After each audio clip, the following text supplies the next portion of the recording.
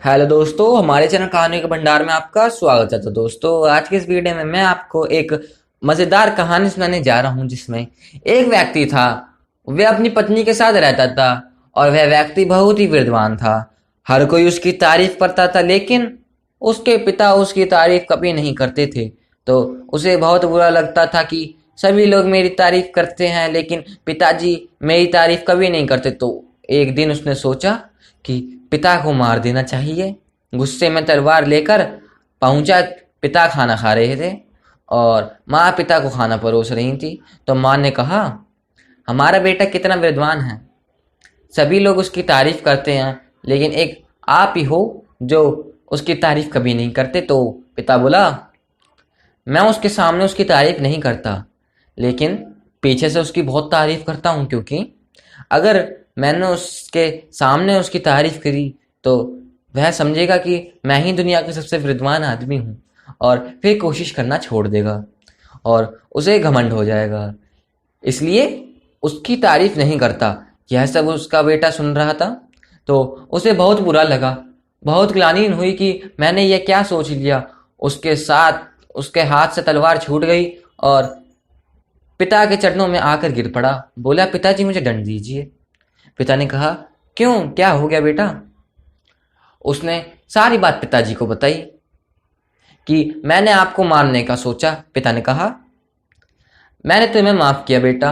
बेटा ने कहा, नहीं पिताजी, मुझे कोई दंड आवश्यक चाहिए। पिता ने कहा, ठीक है भाई, अगर तुम हट कर ही रहे हो तो तुम बताओ, तुम्हारा सबसे अधिक सम्मान कहाँ होता है? तो लड़का बोला, मेरा तो सबसे अधिक सम्मान मेरे ससुराल में होता है। पिता ने कहा, ठीक है, तो तुम्हें 6 महीने अपने ससुराल में बिताने होंगे। लड़के ने कहा, ठीक है भाई।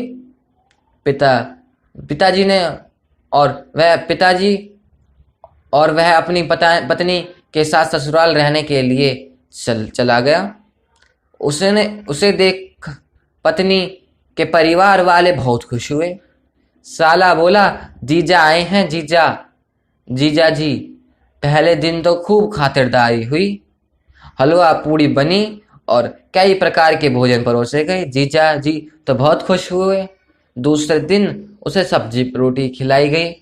इसी तरह तीसरे दिन साली आई। अरे जीजा जी, रात की थोड़ी रोटियां बची हैं, तो आप खाओ तो ले आऊं। अब जीजा जी क्या करते,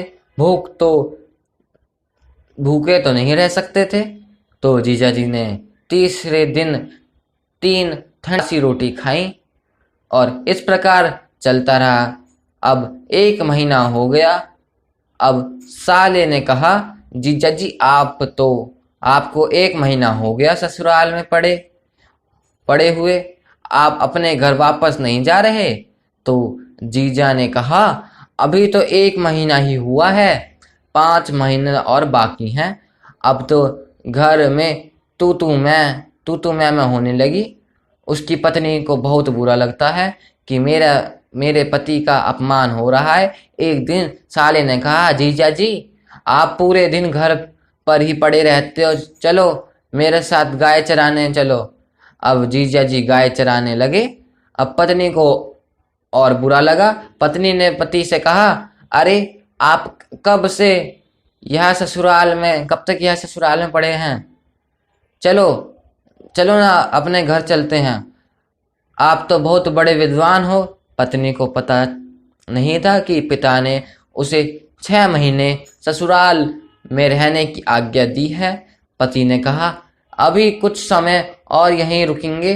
एक दिन वह विद्वान कुछ लिख रहा था, तो पत्नी ने पूछा, आप क्या लिख रहे हो?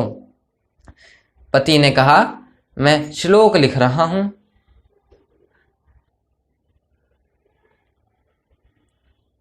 पत्नी ने कहा, इसका कोई फायदा नहीं। पति ने कहा, यह मेरा श्लोक 1 लाख का है, चाहे तो बेच कर देख लो। तो पत्नी श्लोक बेचने को बाजार जाती है।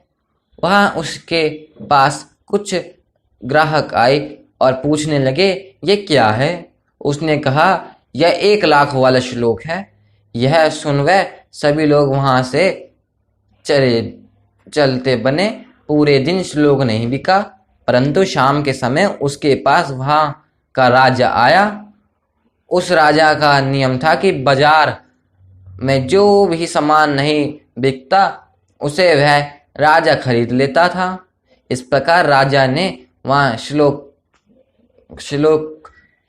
लोग खरीद लिया श्लोक को खरीद लिया और विद्वान की पत्नी को एक स्वर्ण मुद्राएं दी। महल में आकर राजा ने उस श्लोक को अपने कक्ष में लगवा दिया। विद्वान की पत्नी जब घर आई तो पति ने पूछा, बेच दिया श्लोक को? पत्नी ने कहा, 1,00,000 स्वर्ण मुद्राएं लाई हूं। यह बात साला साली को पता चली तो साले ने कहा, अरे जीजा जी, आप गाय चराना रहने दीजिए, वह मैं कर लूंगा। अब तो विद्वान की पहले की तरह खूब खातिरदारी होने लगी।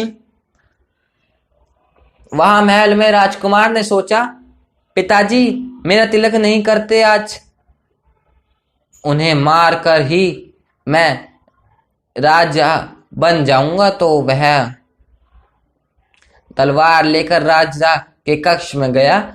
राजा उस समय सो रहे थे। जैसे ही उसने मारने के लिए तलवार उठाई तो उसकी नजर उस श्लोक पर पड़ी जिस पर लिखा था कि अपना धैर्य, अपना साहस, पराक्रम कभी नहीं छोड़ना चाहिए और अपनी सत्यता, सरलता हमेशा बनाए रखनी चाहिए। बेटे ने सोचा, यह तो मैं बहुत बड़ी गलती करने जा रहा था। मैं अपने ही पिता की हत्या करने जा रहा था और उसे बहुत ग्लानि हुई। उसने तलवार को नीचे फेंका। उसकी आवाज सुनकर राजा उठ गया और पूछा, बेटा तुम इस समय यहाँ तलवार लेकर क्यों खड़े थे? राजकुमार पिता के पैरों में गिर गया और बोला, पिताजी मैं आपकी हत्या करने जा रहा था।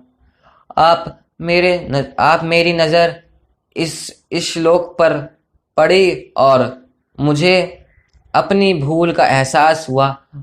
मेरे मन से आपकी हत्या का विचार जाता रहा। राजा ने सोचा, यह श्लोक तो बहुत कीमती है।